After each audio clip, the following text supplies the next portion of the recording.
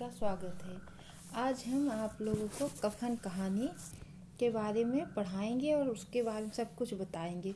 संवाद कौन किसने क्या कहा, यह जीआरएफ नेट और जिसने भी टीजीटी या पीजीटी भरा है सबके लिए है। तो इसमें पूछ लेता है पात्र कौन कौन से हैं, किसने क्या कहा। तो हम सब सारे नोट्स बना के लाए हैं। आप लोग के साथ जीआरएफ के पेपर होने वाले हैं, तो उसी आधार पर हमने पूरा नोट्स बनाया है। कफन कहानी है, किसने लिखा है? लेखक है प्रेमचंद जी। कफन प्रेमचंद की अंतिम कहानी है जो चांद हिंदी पत्रिका के अप्रैल 1936 के अंक में प्रकाशित हुई थी। प्रेमचंद ने पहले इसे उर्दू में लिखा था और उर्दू पत्रिका के जामिया के दिसंबर 1935 के अंक में छपी थी। पहले इन्होंने किस में लिखा था? उर्दू में लिखा था, जो 1935 में जामिया की पत्रिका में छपी थी। फिर इसे हिंदी में अनुवाद किया गया है। ठीक है। कफन कहानी के मुख्य पात्र हैं घीसू, माधव और बुधिया।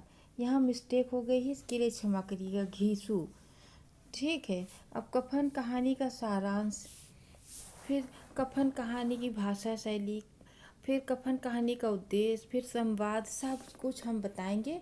बस आप ध्यान से पढ़ते जाइए और जब आप कफन कहानी यहाँ से पढ़ लेंगे तो आप अपने आप ही सब कुछ कर पाएंगे कि इसका क्या उद्देश्य था। सब कुछ हम आपको बता देंगे अच्छे से। कफन कहानी का सारांश, इस कहानी के कथानक की सर्जना मनोविज्ञान की अनुभूति के धरातल पर हुई है।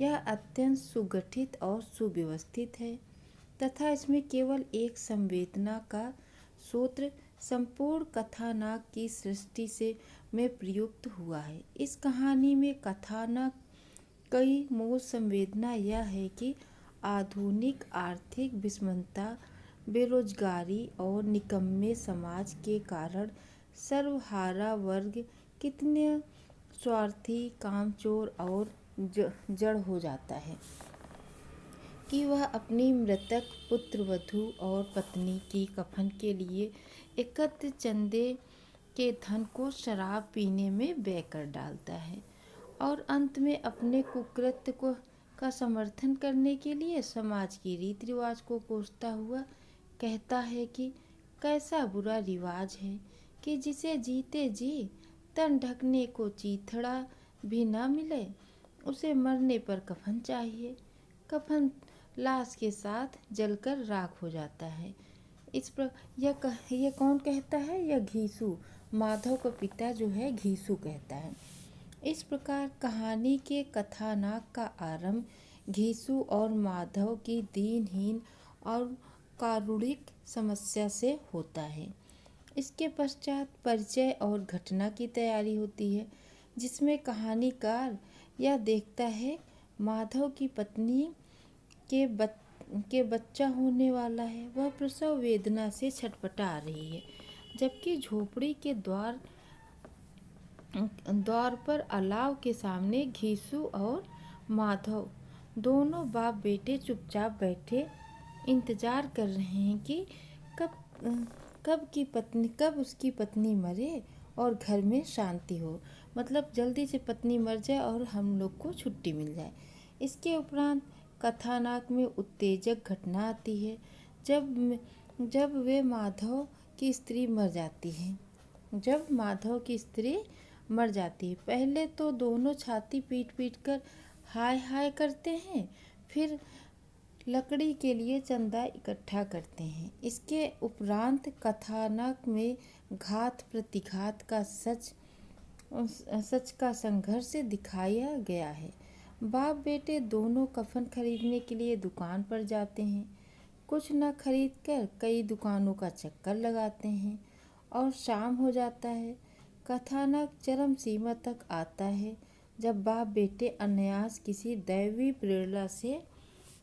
प्रेरणा से मतलब कि किसी उनके ऊपर पता नहीं क्या हो गया था कि जो वो शराब खाने के सामने जा पहुँचे और कफन के पैसे से तली हुई मछलियाँ आदि खाकर पेट भर कर शराब पीते हैं और अंततः नशे में बेसुध होकर वहीं गिर जाते हैं।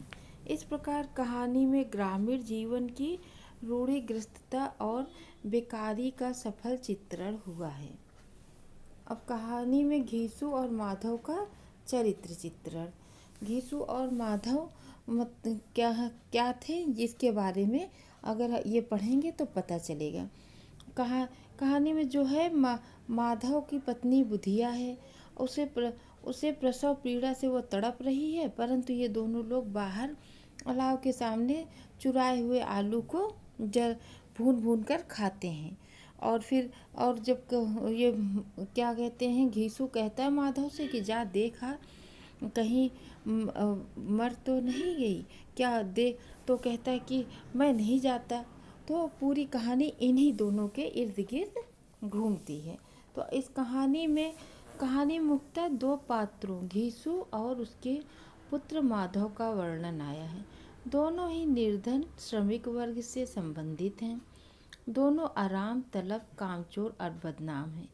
कोई उन्हें काम पर नहीं बुलाता। कभी विवशता में किसी ने बुलाया भी तो आधा घंटा काम करेंगे, 1 घंटा चिलम पिएंगे। मतलब काम थोड़ा करते हैं और आराम ये लोग ज़्यादा करते थे।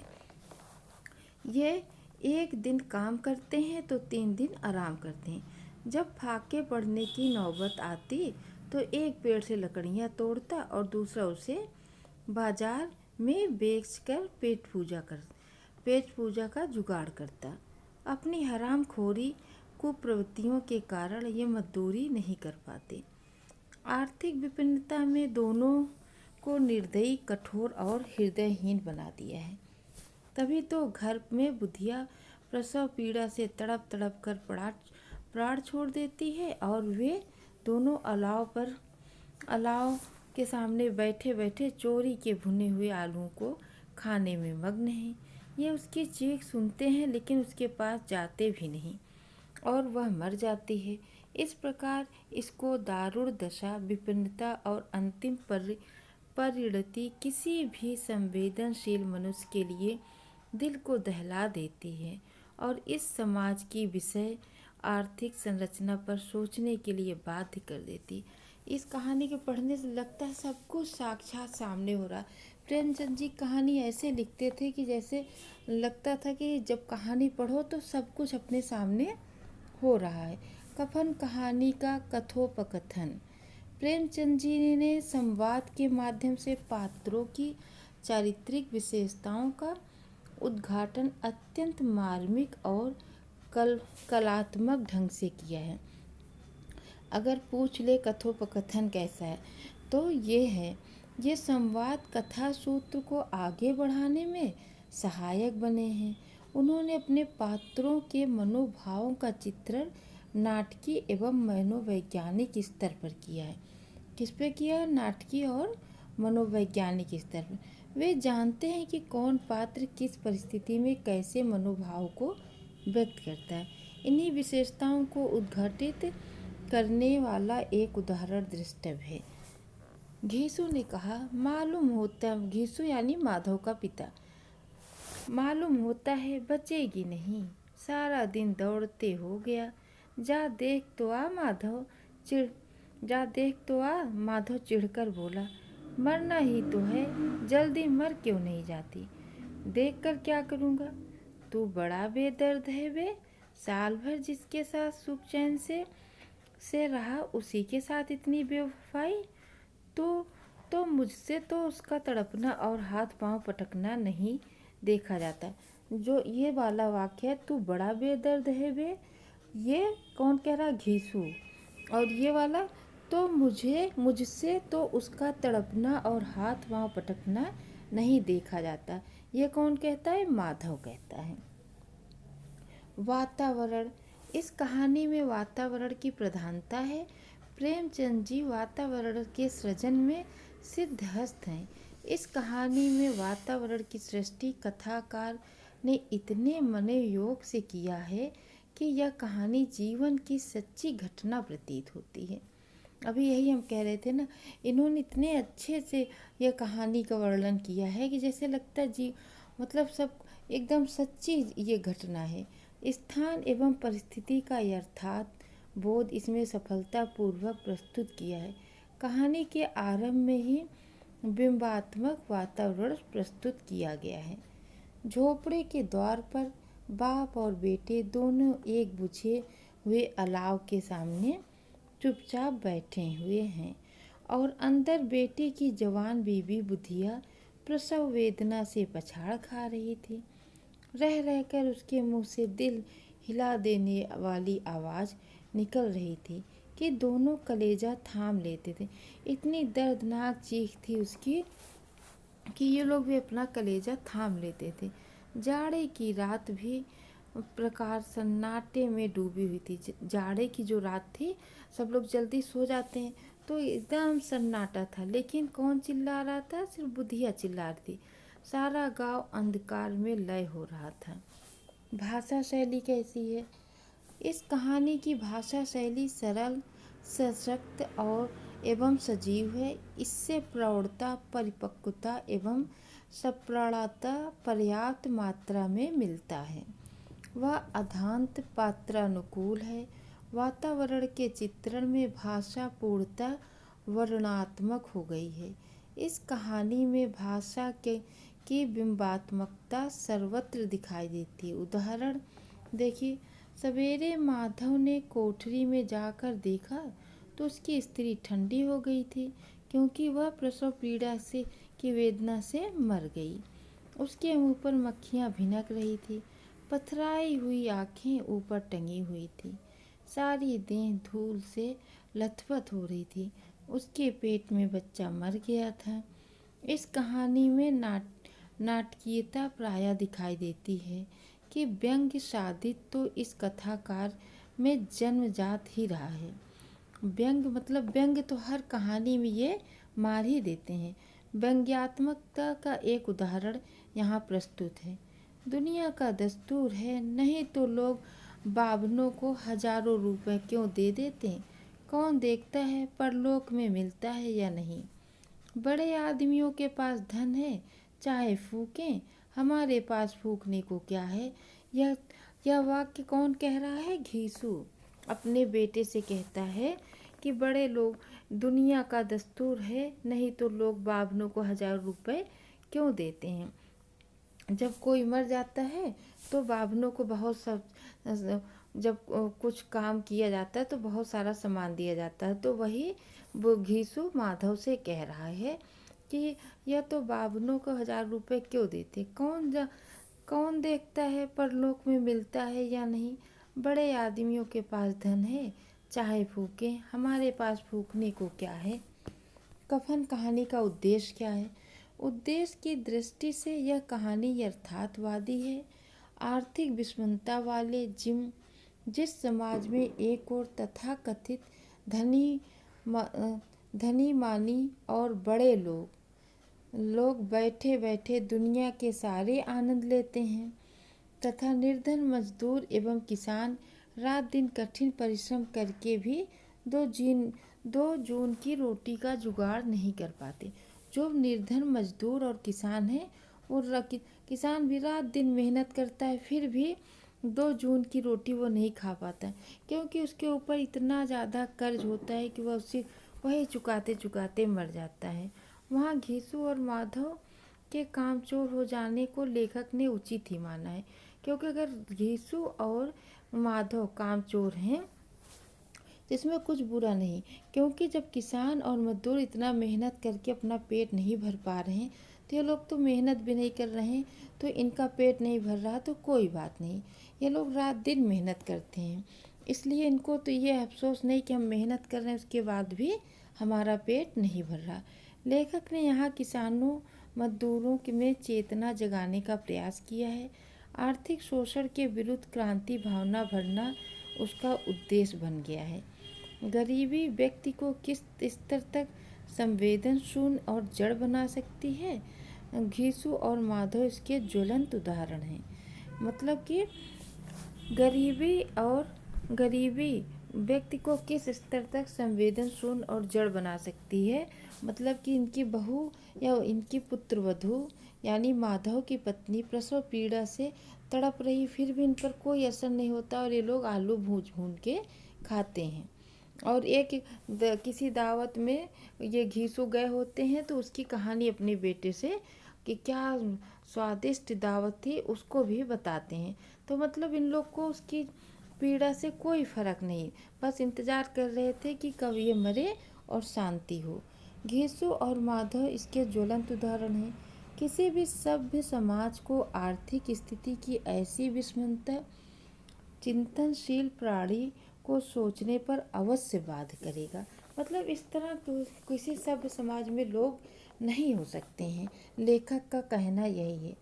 कफन कहानी का संवाद योजना। कफन कहानी के संवाद पात्रों की मनस्थिति को स्पष्ट रूप से अभिव्यक्त करते हैं। माधव और घीसू के स्वार्थपरक संवाद का उदाहरण देखें। घीसू ने कहा, मालूम होता है बचेगी नहीं, सारा दिन तड़पते हो गया, जा देख तो आ। माधव दर्दनाक लहजे में बोला, मरना ही तो है, जल्दी मर क्यों नहीं जाती, देख कर क्या करूँगा। माधव पात्रों की स्थिति को जागिर करते ये संवाद पाठकों को भी झिंझोड़ देते हैं। मतलब जो कहानी पढ़ रहा है उसका हृदय भी वो दुख मतलब बैठ जाता है कि घीसू और माधव कैसे व्यक्ति हैं। घीसू और माधव की ये संवाद कथा को गति तो देती ही है, साथ ही उनके चरित्र को परत दर परत स्पष्ट करती जाती है कि इनका चरित्र किस तरह का है। बाजार में पहुंचकर घीसू बोला, बाजार में पहुंचकर कौन बोला? घीसू। लकड़ी तो उसे जलाने भर को मिल गया है, क्यों माधव? माधव बोला, हाँ लकड़ी तो बहुत है, अब कफन चाहिए तो कोई हल्का सा कफन ले लें। हाँ और क्या? माधव बोला, हाँ लकड़ी तो बहुत है, अब कफन चाहिए। माधव बोला। अब घीसू कह रहा, तो कोई हल्का सा कफन ले लें। हाँ और क्या? ये कौन कहता है? ये माधव। लाश उठाते उठाते रात हो जाएगी, रात को कफन कौन देख रहा है? ये घीसू कह रहा। कैसा बुरा रिवाज है कि जिसे जिसे जीते जी तन ढकने को चीथड़ भी न मिला, उसे मरने पर नया कफन चाहिए। ये कौन कह रहा? ये भी घीसू कह रहा। कफन लाश के साथ जल ही तो जाता है, ये भी घीसू कहा। कथा चरम पर पहुँचते हैं तो संवाद भी चरम स्थिति पर पहुँचता है। कफन के लिए इकट्ठे किए पैसों को चट कर जाने पर उनका संवाद देखें तो कैसे जानता है उसे कफन न मिलेगा? ये कौन कह रहा? घीसू। माधव, तो मुझे ऐसा गधा समझता है? मैं 60 साल दुनिया में क्या घास खोदता रहा हूँ? उसको कफन मिलेगा और उससे बहुत अच्छा मिलेगा जो हम देते हैं।